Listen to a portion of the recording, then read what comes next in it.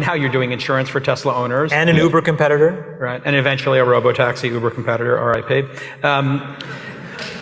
Yeah. I mean, insurance is like quite significant. And now, are you okay? I'm okay. Okay, yeah.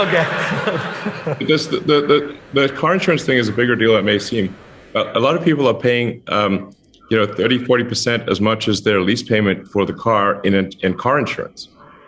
So the car insurance industry is incredibly inefficient because they're just first of all, you got like so many sort of middle entities. You've got from the insurance agent all the way to the final sort of reinsurer. There's like a half dozen companies each taking a cut, and then it's all very statistical. So that there's even if you're a very good driver, like you could be like 20 years old and a great driver, but it's all statistical. So you either can't get insurance or it's extremely expensive.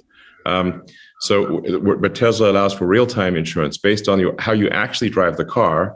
You can actually, if you drive the car in a safer way, you actually have lower insurance. So ours is insurance is based on how you actually drive, not how historically people that fit your whatever demographic have drive. And then you can close the loop around your insurance rate by simply driving better and looking at your score and lowering your insurance in real time. And people do it. Actually promotes safer driving.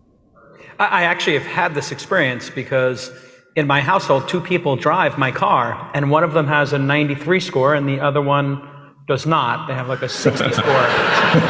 And you may have met this other person, but I've been trying to work with her on the aggressive turns and stops in advance of our insurance bill, which we're hoping will go down at some point.